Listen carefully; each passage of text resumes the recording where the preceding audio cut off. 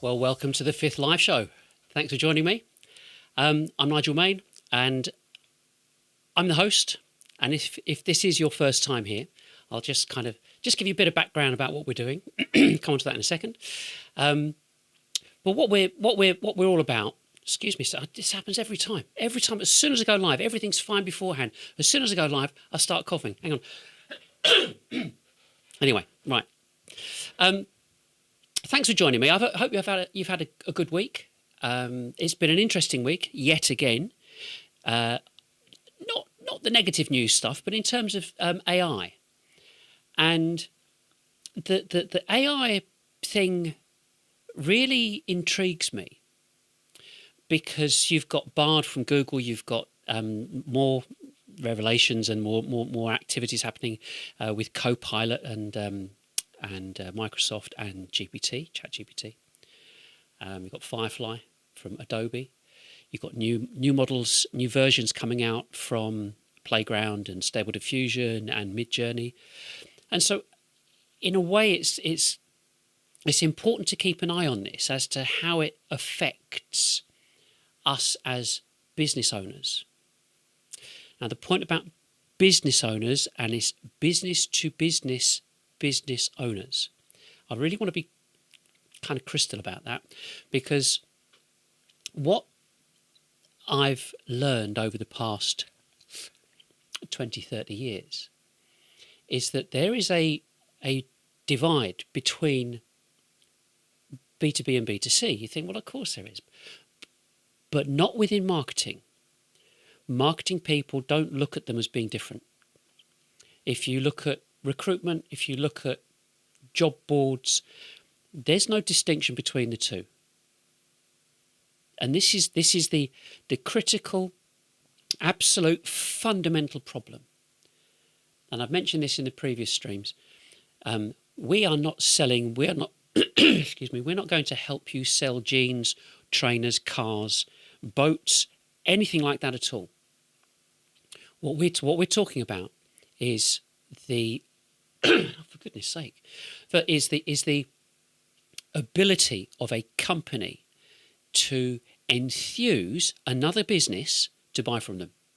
And the reason you enthuse them to buy from you is because you can establish and prove an ROI, or a genuine reason for them to enhance their business from buying your product. That's it. That's B2B. Now, the strategies that are being imposed, and I say this, I choose my words carefully, the strategies that are being imposed on businesses are consumer-based, consumer-orientated strategies. And that's why they keep failing. And if you think this is the fifth of a series of 6 very specific live shows, I might have some news next week about how we continue this. And I hope that I this frog in my throat, maybe it's a nervousness thing. Maybe it's that, I don't know. But I'm sure you'll bear with me on it. So, in terms of businesses being encouraged to follow these strategies, you have to look at what people are doing, and you have to look at the success rates. And that's what these streams are based upon. If there was not a problem, I'd have nothing to say. I'd just be doing what everybody else is doing. You just do the demand gen, lead gen, ABM, ABX, and then work with BDRs and your sales tech stack, and just get on with Sales Navigator and Salesforce, and that's it. Just get on with it and hope for the best. But if that was hoping for the best, then this show wouldn't exist. And so what I've been doing, and I'm explaining this as if this is the first time you've seen this, what I've been doing is explaining the strategy and the overall infrastructure that you can put in place in your organisation to change the consistency of generating new business. If I had been doing this a year or so and fancied myself just spouting some words of wisdom, then you can switch off. But I've been doing this for 30, nearly 40 years. I know I look so young, but trust me, I've been doing it for that long. So I've done it, I've done the cold calling, I've done all these different things to do with business generation. And I have now identified and isolated all of the different steps and redefined them. And that's why this is the 5th, and next week is the 6th of a very specific group of shows. So if we get onto today's presentation, if you like, what we want to do is look at helping you as a business, as an organisation, understand what needs to be done to maintain that repetition, but also encourage trust. It's all about trust. Do I believe what you're saying? Do you believe what I'm saying? And you go make a decision and something happens. That's selling, is the ability to get somebody else to think the same way you do. That's it. It's not complicated. But the point of we're going to talk. We've talked about over the past few shows about the methodology and approach to create the content that gives the potential buyer the choice to decide how they want to consume your content. For example, you may have one message, but just to put it in writing is not good enough. You have to put it in a format like this, or a video, or a podcast, or some way that your prospects can consume your content, your thought leadership. And that's where the overall problem is. What content do we choose? What do we do? How do we do it? How do we exploit it? And it gets to this point where you go, okay, well, content. So we've all heard of content marketers and all that kind of thing. What we're going to go through today is this. We're going to go through a series of just some points there, looking at first, because you've got all this. Assume you've got these live streams. Assume you've got videos and stuff. We're going to look at converting that to a podcast. And the point of this, I just want to click on this because I want to see if I can get rid of those images at the bottom of that screen. I hope that will happen in a second. So, converting your show to a podcast, taking your show on the road, because if you've got this way of communicating and presenting your business, why constrain it just to a screen? And then the other things that can come from that in terms of your presentation, networking, and helping you get the ideas going, getting the creative juices going. Yeah, that's what we're looking at doing. So we move on to. But first, now, I requested this particular piece of content. It came up on my news feed, and I went, I'll have a read of it, see what they're saying. And you think, okay, well, we're talking content marketing, and we're talking about what am I advocating? What are they saying? Oh, is it going to be in sync? It'd be awful if it wasn't. If they're putting out this information, this big organisation like this, lots of exposure online. It'd be really bad if I got it wrong. The first thing it says is short form articles are the second most popular.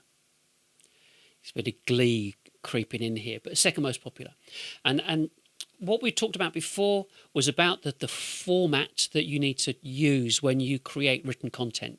It's called a markdown format, so you've got your table of contents and information and bullets and number lists, and internal links, internal SEO, and embedded video and so on. And that thing there about 7 images, they say that 7 images is the optimum number of images to have within a document, because that encourages more people to share your information. So you think, okay, well that's good. So what's first? Video. So content marketing company saying video is the most popular, most effective, 45% versus 31% in terms of article marketing on articles that are written. So you think, okay, video. Well, that's great. Show me how to do it. Talk to me. It's a 128-page report.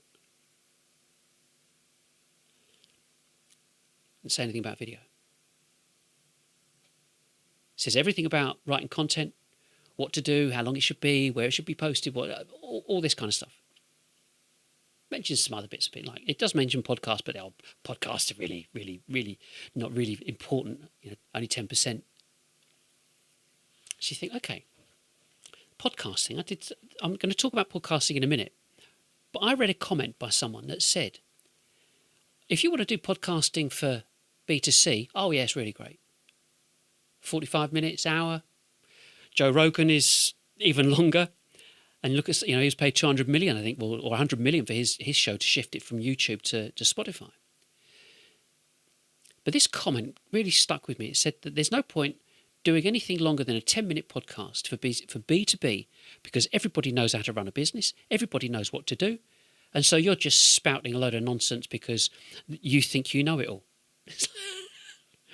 It's like, really?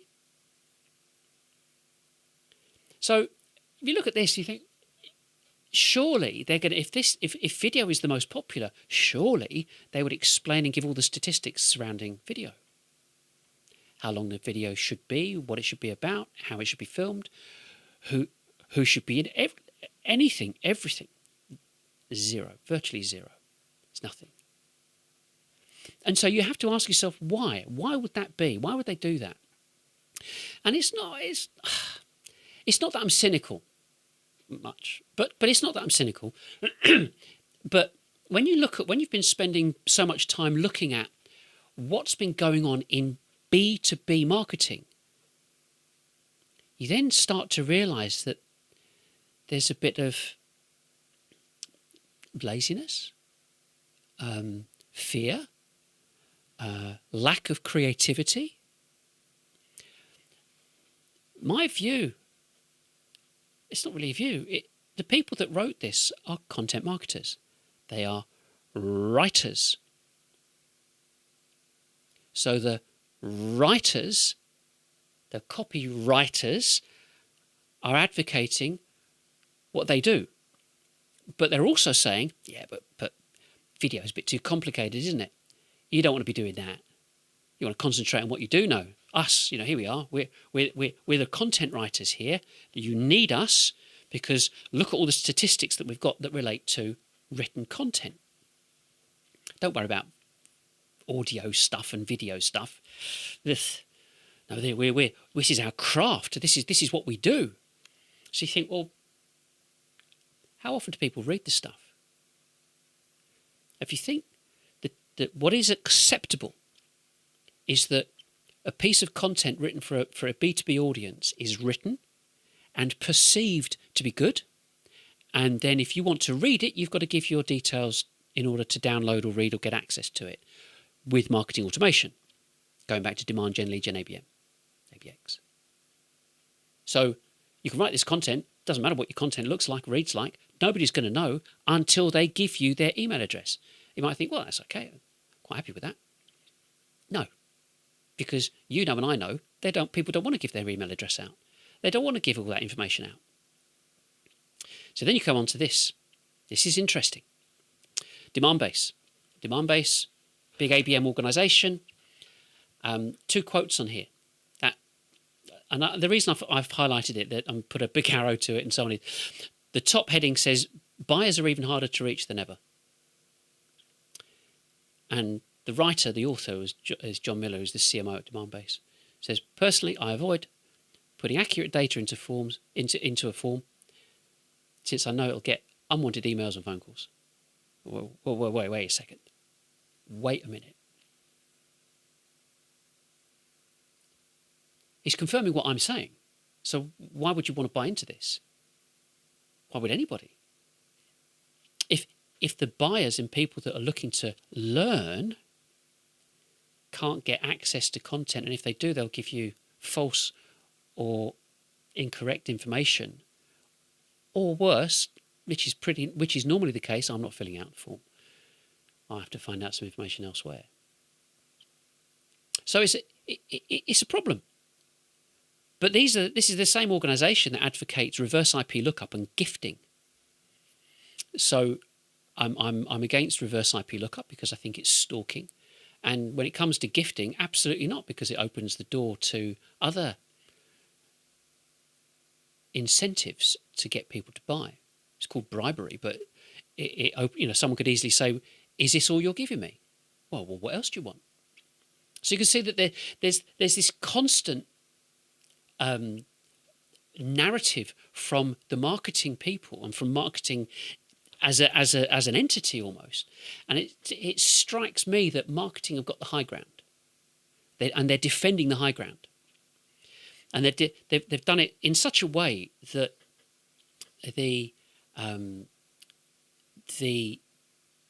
marketers have told the business owners, this is what you need to do. The business owners have bought into it. So when it doesn't happen, they fire the marketers. I've spoken about this before. So there's a problem. And so it really boils down to this. Bit of Latin, buyer beware, caveat emptor. So the whole approach to B2B marketing is serious. It is not selling to consumers. You are selling to people, to businesses who want you to prove a return on investment, and they will assess the market and they will do it in their own time. And the difficulty with all of this is that you could almost say that the approach to generating new business going back 20, 30 years was as it was. So it's cold calling and BDRs, and that was it. And very little integration and interconnection with marketing. As marketing came onto the scene, digital marketing that is, became more prevalent, the perception was that we can continue with this understanding that generating new business is cheap. You can chuck people out there to do cold calling. You can chuck people out there to get on the phone. They're called BDRs.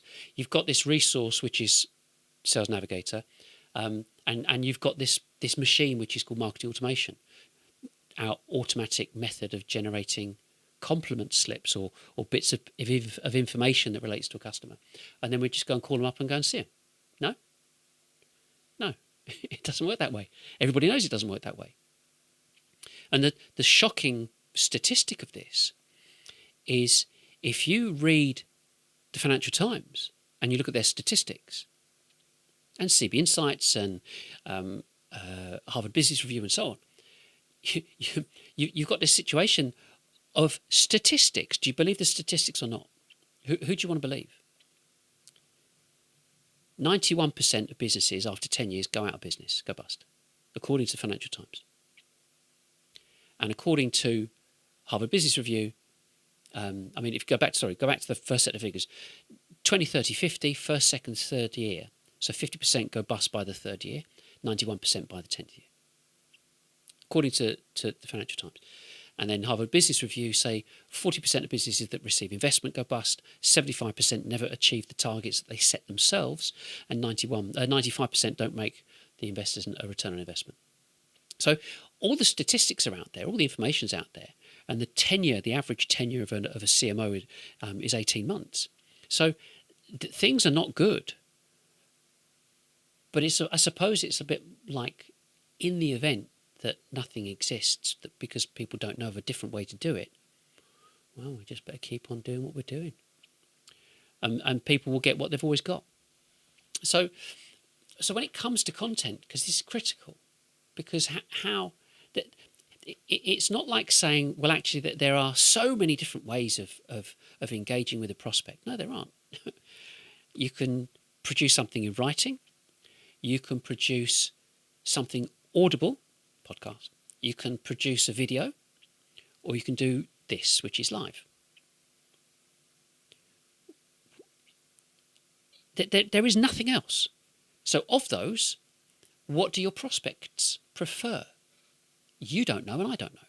So the easiest way is to exploit and do all four if you can. So that's what today's about how do you exploit it? How do you make the most of it? And of course, by doing that, if it was evenly split, you got four ways of reaching customers, prospects. Call it 25% each. You only do one. You only write. You're losing 75%.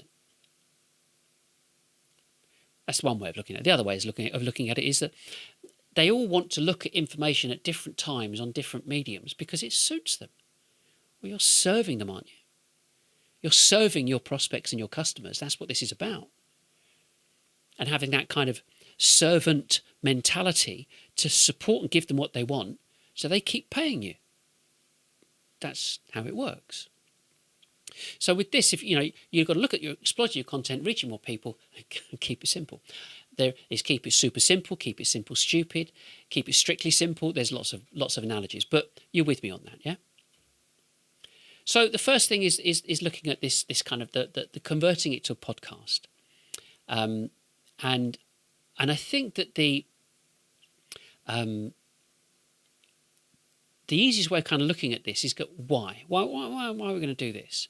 Well, bearing in mind you've already got you've got this live streaming thing. So say you've bought into this, you go, right, we're going to do this live streaming thing. Great, we're happy with that. So then you're going to go, right, why convert it to a podcast, and what effort is involved, if any?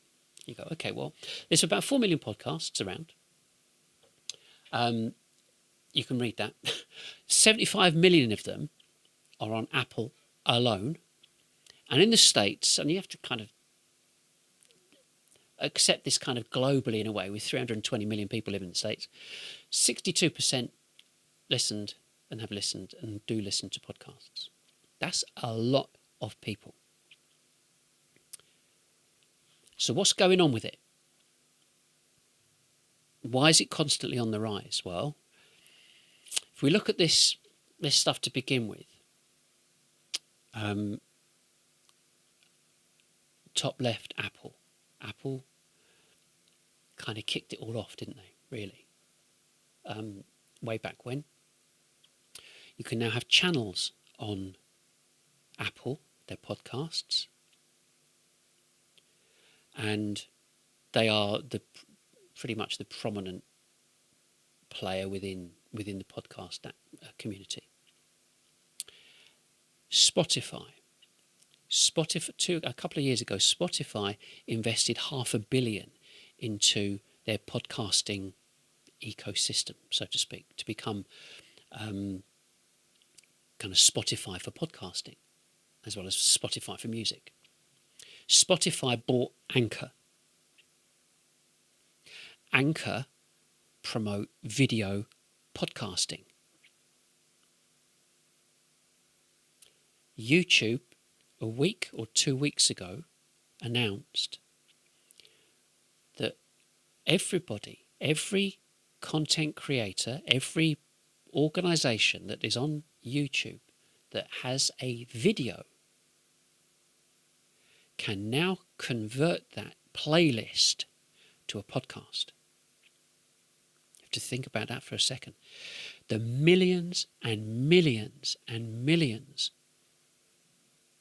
of video that's on YouTube can now be converted to a podcast. So, in kind of simple terms, Apple, Google, Spotify, investing billions into podcasting because it is a constantly growing medium. It's a no-brainer. So why aren't you doing it? Well, probably, and this goes for streaming and video, marketers are not really interested, because if the attitude is, we are just telling people what they already know. I'm disgusted with that comment. And the thing is that you as a business, or any business out there, they've got intelligence. They've got skin in the game. They've got time. They've done all this stuff that has taken them a long time. I just think I need to turn something down a bit. they've been doing this for a long time. They've got advice and information and support and different things that they can help other companies with. And for a marketer to turn and go, what do you know? Everybody knows how to run a business. Everybody knows how to... It's like, really? So I think that it is this this factor that, well, we're doing what we're paid to do. These marketers, we write stuff, and we are ticking the boxes that the directors accept we're ticking the boxes for. We're doing it. Job might be a bit tenuous, might be a bit knife edge all the time, and has been for the past 7-8 years for senior marketing people and CMOs. But nonetheless, there's a big pool of marketers out there, and when the time's up, you jump back in the pool and someone else picks you back out again. Not a problem. And everybody maintains that 120 grand per person per annum. So it's like, whoopee, great. And meanwhile, the people that you don't hear about are the failures, the people losing their companies, going, well, why? We've got a great product. We're not making it happen, and it's. I think it's really sad. I think it's really sad. And so you've got to look at this lack of creativity, producing just-in-time marketing and kind of content to achieve KPIs, not deals. I don't care about KPIs. I only care about deals. I only care about revenue. That's what this is about. And it's a bit like I read this. Read and follow. There's a guy on YouTube, and he's using GPT and AI to look at producing and creating information that is indexable and is ranking on Google and so on. But this is men's Italian clothing. This is not B2B. But you see the figures go up, and it's just like, wow, they're just flying up there. It's great, great, great, great. And like I said earlier, what are you using AI for? But the point of this is, if all this AI is there, and you can create these amazing landscapes, lunar landscapes, anything that you can ever think of. So how are you going to use that in B2B? And that's the problem. How are you going to use this in B2B? Because if you're looking at the buyer or the buying reality, who's buying what? That's what this is about, the buying reality. The marketers are not accepting that business owners buy differently to consumers. And that's if you don't get it, nothing's going to happen. And so when it comes to the kind of looking at a long-term plan, what do you do with podcasts? And do you look at podcasts themselves, or not quite sure? I showed this the other week. Just to do a show, any show. This is a talking head show, but to do a show for your company, you've got all these options. These are just 25 that I came up with, and you're only going to do 2 or 3 or maybe 4 in a given show. So there's absolutely no shortage of shows, and so you're going to go, well, who's going to watch them? What's going to happen? You go, well, if you look at this, you see these figures here. Ofcom say 25% of UK households listen to podcasts, and in the States you've got, and it's 100. The average, read it. 17% of the households have got an income above 100 grand, and 28% have got university degrees, which just says that a more senior, differently educated person who tends to be in certain more senior positions listen to podcasts. So that's who listens. Where are they listening to this stuff? Well, the thing is, you've got devices and you've got locations. So you can listen to, they are listening to them in their cars because of products like that, whether it's Android or whether it's Apple CarPlay or whatever. They're listening to them in their cars. They're listening to them on their iPhones when they're travelling. So if they're on a train or driving, they can listen to it. You want to listen to the top 40 every day? Probably not. And so senior people are going to listen and learn and get information from the downloads that they've got. Then they're at home and they've got smart speakers. Hey Siri, put this on.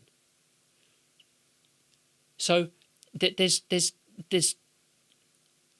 so many options here just to consume audible information. So you've got all this audible information, but you want to get found. You want to continue exploiting. So you've done your live show or your video, and you've got that information, and it's now become a podcast. But you still want to get found. The whole point of this is getting found. And so this was. I'm glad I got a different shirt on.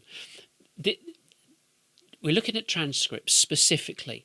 So after I've done this show, I then put it through a system, and it gives me the transcripts, and I clean it up.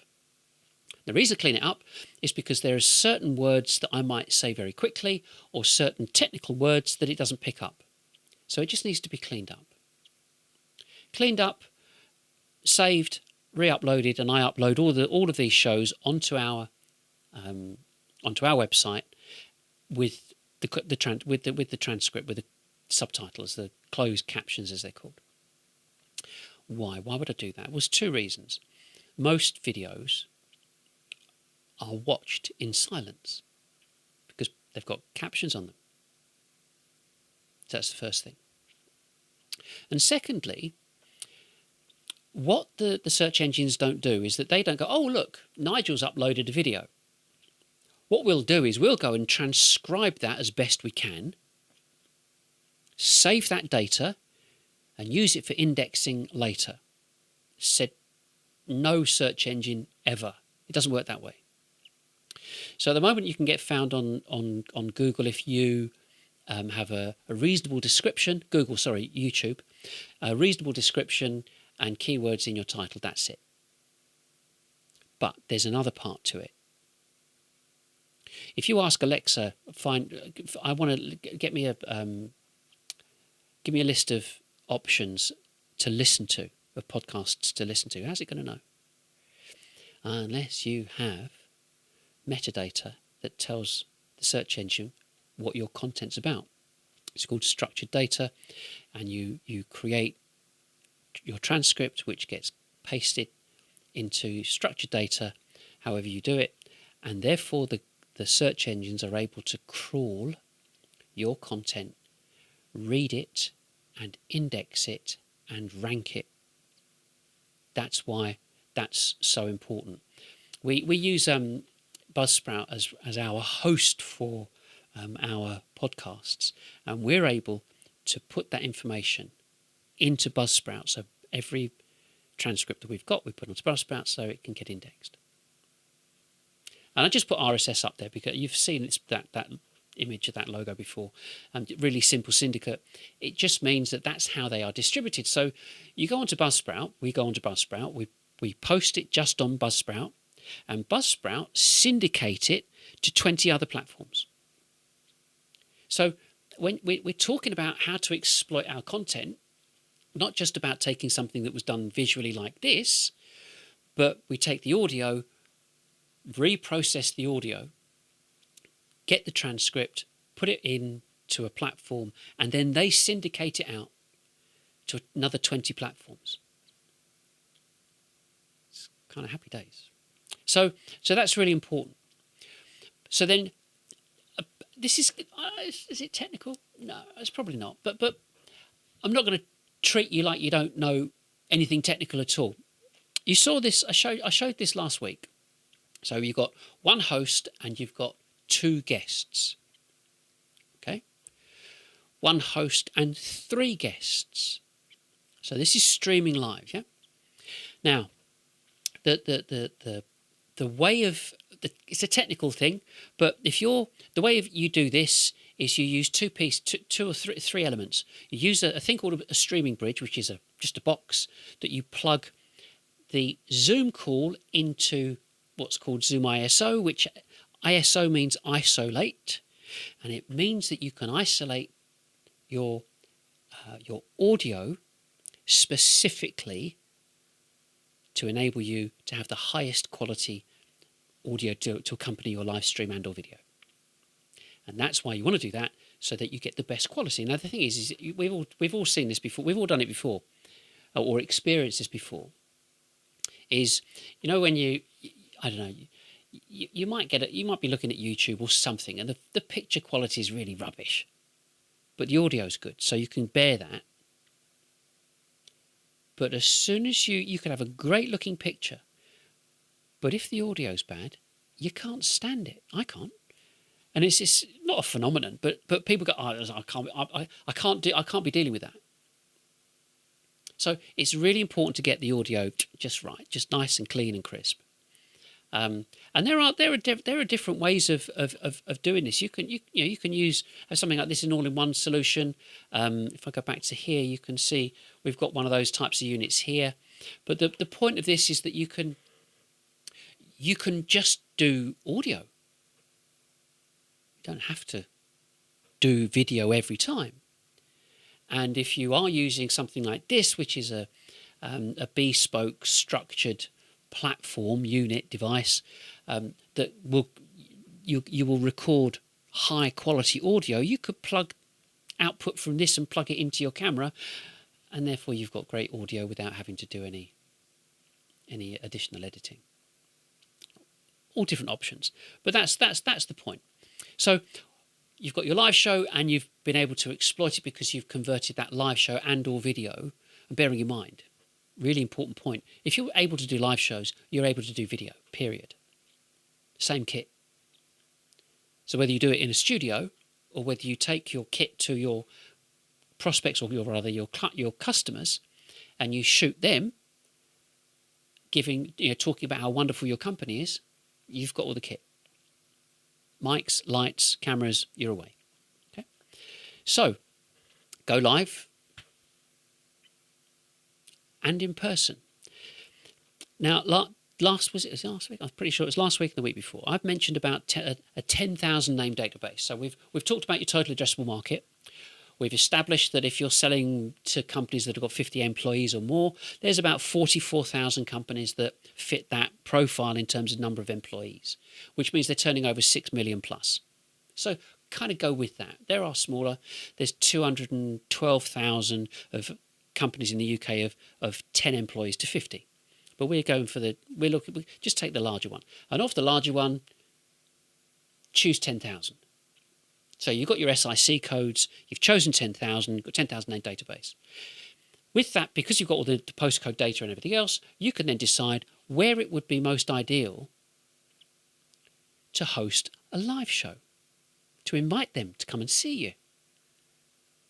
But if you're based down in London, and most of your customers are Manchester and Birmingham and Leeds and in the Midlands and further north, they're probably not going to want to schlep down to London to go and see you. So, put on a show. And whether you're launching something or you're just doing this but live, and or a road show, this is where it starts getting really interesting. Because what are your options? If you're in the UK, and lots of people know this particular venue, you've got the Excel, and you've also got Earls Court. So in London, two very large locations to hold an event or to go and do an exhibition. But it ain't cheap. And it's not about cost, it's about effectiveness. So say, for example, you've seen this type of thing. You look at that and go, oh, it's a wedding or whatever. On the left, we've got a video wall and information and whatever you want. On the right-hand side, you've got a stage and a lectern and a place to do a presentation. And you've got all your customers and prospects in the middle. So you think, okay, well, I see where you're going with this, but bear with me on this because it gets better. You've seen these exhibition stands. They're all over the place. You've seen them again and again. But the point of this particular, showing this one, is the back. So we're talking about doing a live show. Taking your live show on a road show, or doing a road show with an embedded live show with it. Most hotels have got pretty high broadband, which means you can stream, exactly as I'm streaming now. So an exhibition stand company can come along, build the stand for you, make it your studio, glass panels on the back, on the side of it, or at the front, sorry, and away you go. You've invited your guests to meet at a location, and you're streaming and recording. I mean, the sky's the limit. I mean, this one on the left. The company that I quite like is a company called B-Matrix, and you can go on their website, and you've got they've got their own CAD system, so you can build it out and so on. But you can do anything you like. But the point of this is you want to impress your customers. You want to impress prospects. You want to do something different. You want to follow the herd. It's tens of thousands. It costs thousands. You know how much it costs to do it, to go to an exhibition, because all those people are there. But you've got a 10,000 name database. So you've identified everybody that you want to sell to. So invite them to come and see you. Lay it on. You could let them have a glass of water, or you could provide tea and coffee all day, or you could provide lunch or a buffet or a gala evening. I mean, the sky's the limit. You can do anything you like. There's a download on our website. Covers lots of this information. But the point is that you've got this captive audience. So you've got your showing them your latest product, or reconfirming how to use it, or explaining an update. You've also got this thing about your existing customers because of cross-sell, upsell. I mean, of course you want your customers to be happy. That's the name of the game. And if you're looking at customer success, it's imperative. But how do you do that? And it's making sure that, yes, if you don't release your products too frequently and without testing, and you make sure that the products are fit for purpose. And that's kind of down to kind of the product manager, making sure that it's not released too soon. But at the end of the day, if you're maintaining this constant contact with your prospects your customers, maintaining that constant contact with your customers, you know what they want, you know what they're after. And so you take your operation to them. I mean, it's great if you're doing some event, I don't know, in Florida or the States or somewhere around the world, and you want them to attend. It's like, do you know what? It'd be a bit difficult, especially with how much you're allowed to gift them and the type of location you're able to put them up in. Bit difficult. But taking your roadshow to them, now that's different. And then, of course, you've got your you've got partners and resellers and just general networking. You don't need me to tell you about this, but if you work through partners and resellers, it's a way of engaging with them and bringing them up to date, however you want to do it. But it's rather than doing this, your business com, or con, CON, as in the conferences. Has it had its time? Probably. People don't really want to go and be flying all over the place. There's cost, and there's, why are you doing this? What do you expect from us? I think it lends itself to too many questions. And then we kind of get on to how long, and putting this into a bit of perspective as well. In the first year, as I've spoken about with these previous shows, in the first year, get your content sorted. And get your website ready so it can sell digitally, as I've defined before, and get the live show up and running. This kind of setup, being able to do this, whether it's in a small office, excuse me, or whether you have it in a bespoke room like we talked about, like green screen it and sofas and however you want to do it. But get that right, get that done. The second year, get your road shows organised. And you video absolutely everything. Because I don't know what you'd need to do in the third year, because if you are showing your prospects in the third year, look at what we do, look at how we work, look at how we function. And that's got to be the place that you want to be. The stuff that's been going on, it's a lot of effort and not very much reward, because people are being kept at that 100 grand, 120 grand per person per annum ceiling. So if you want to break away from that, if you want to double it, quadruple what you're doing, you have to change the way that you work. And if it was really expensive, you wouldn't do it. And this isn't. It's the opposite. It will cost you less than you are paying now. Period. Period. So we get onto this part, which is where you're going to go with this. And we have a page on our website, which is our Go Live page. But we've got this thing with content and costs. You need to know what should you have and how much is it going to cost overall. You need to know that. And we've got a spreadsheet for that. It's a 24 tab spreadsheet with absolutely, you need 6 of them, 2 of them, 5 of them, some of that, but tick, tick, tick, tick, tick, tick, put the numbers in, and it gives you the total cost and the total amount of time it would take. I was quite pleased with that. The deliverables, the live stream strategy, what does it look like? How's it going to work? What should be done? These are methods, these are kind of documents for you to process so that you can come up with your own if you want to, or we'll work them and come up with a solution for you. The Gantt chart, again, someone's, a popular question, a common question, well, how long is it going to take? Well, what do you need?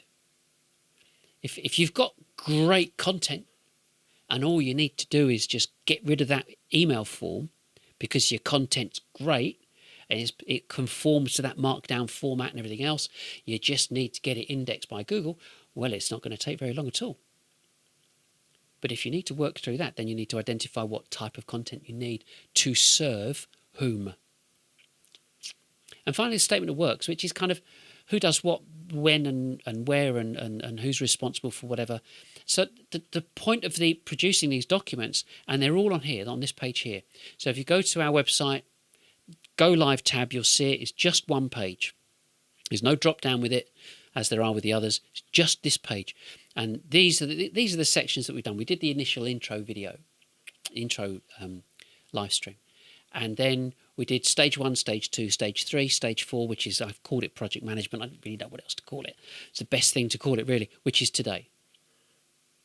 So we've got the 4 there. The corresponding content all relates to that. Click on the tab below at the bottom, and you'll get these documents to download. And that's it. That's it for today. So we've covered those items. So you kind of on the assumption that you're going to say, oh, we've got all this content. We're streaming, we're video and everything else. What do we do next? How do we keep moving this process forward? Well, we've covered that with your podcasting, the issues to do with transcript and why, and how to use them, and then taking the show on the road. and taking your business to your prospects, but in a very, very different way. And I think that it is a matter of realizing that what we, and I say guilty of it, it's not wrong, kind of the wrong,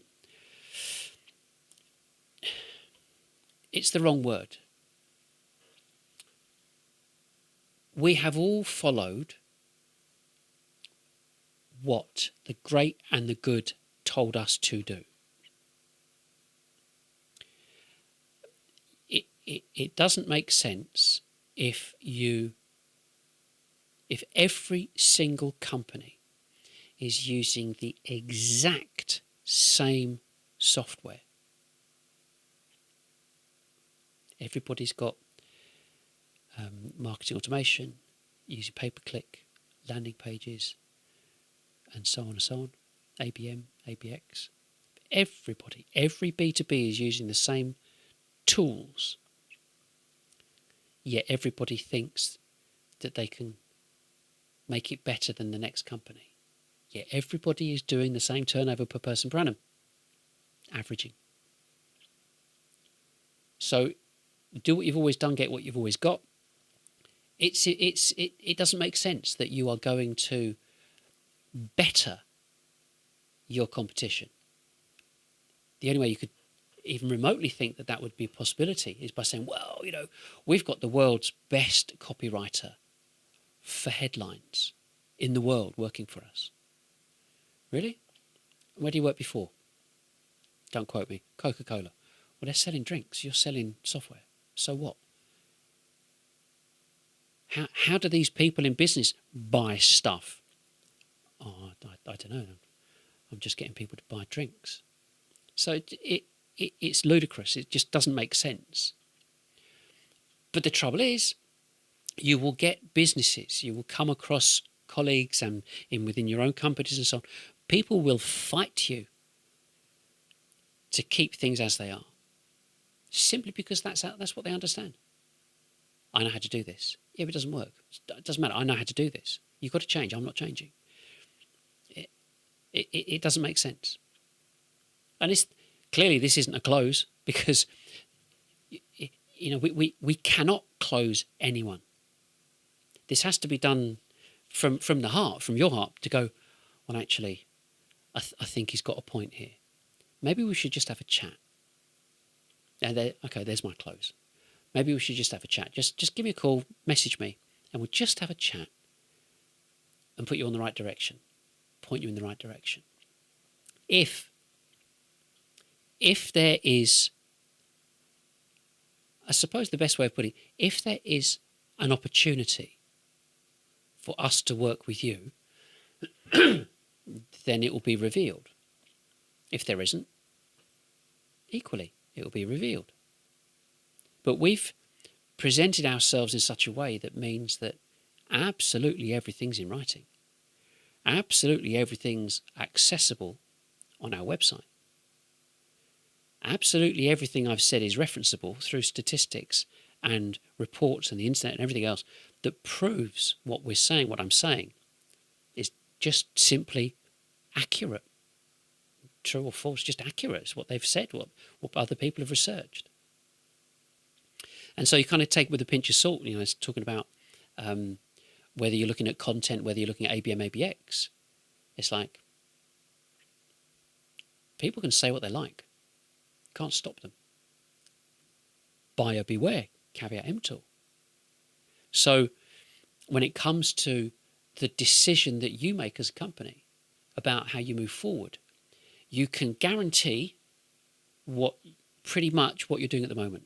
You've got to maintain that activity so that you've got this. You've seen the plate spinners at circuses, So you've got your plate spinners and you're keeping it going. You're spinning them, and keep. That's how you maintain your 100, 120 grand per person per annum. That's it. There's no other way, unless you do something different. But doing something different, it means that you have to acknowledge, not admit, just acknowledge. Well, it's not working at the moment. And what we're saying, we're not saying trash everything. Because you wouldn't. Nobody in business would do that. You might do it in parallel, though. but I'll leave that for you to think about. So we look at this now. This is for next week. It's the end of this short series. And really it's to give you an opportunity. If you want to message me, great. We'll answer whatever question you've got. We don't mention names ever, because I'm an absolute firm believer that it is imperative to remain anonymous. We all want our anonymity. And whilst you might be saying, my name is X, we'd like an answer to this question, I am not going to follow it up and say, oh, but can we come and talk to you and sell to you? I'm not going to do that. I will never do that. When you're ready, if you're ready, tell me. And the reason I'm happy doing it that way is because I've said, in a way, I've said everything I need to say. It's all out there. It's written. It's in video and podcast and streamed and diagrams and infographics and download everything. You can find out a significant amount of information about me. But the thing is, it's me. It's not some big company. It's me. So I've put all this together. It's taken a lot of time. It's accurate. And if you want to get involved to look at something, the likelihood is that it would happen very quickly, as in the execution of whatever we need to do would happen very quickly. But when it comes to, if you want to do it yourself because you've got your staff, we've got a team for that and a team for that, great, do it. All the information is online. Keep in touch, though. I want to know how you get on. So I've said this before, that there's this thing about holding something like that. If you hold it like that, what's the point? You're not providing any value. But hold it like that. You want to do it yourself? Be my guest.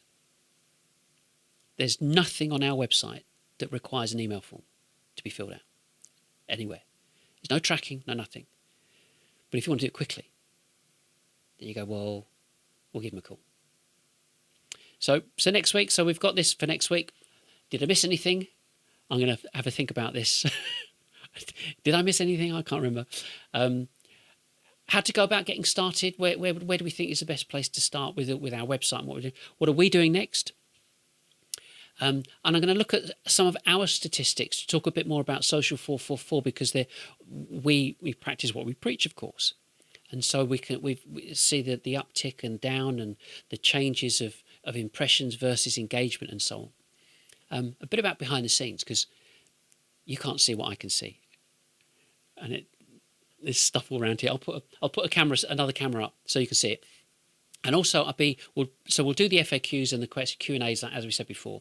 And Liz, my wife and partner and co-director, she'll be with me, and we will do a different format. We're not going, we don't need to do this the whole time. We'll have a different format. Maybe I'll move along here so she can sit there. But we'll basically answer your questions. Do whatever. See how it goes. We'll have coffee on and maybe a glass or two for the end of the first series. But that's it. That's it from me for now. I hope you enjoyed it. Watch us next week. Join us next week. And then, like I said, I will share what we're going to do for the future. And I think it's going to be a combination of this plus the podcast thing and having that roll forward, because we've done everything, we've got everything, and I think there's this desire. We know that there's this desire because people don't know what to do differently. That's just how it is. And so we're here with something that is different, that will flip your profitability and pipeline. So that's it. Thanks for watching. Have a great day today, tomorrow and weekend. And I hope you can join me next week. Bye for now.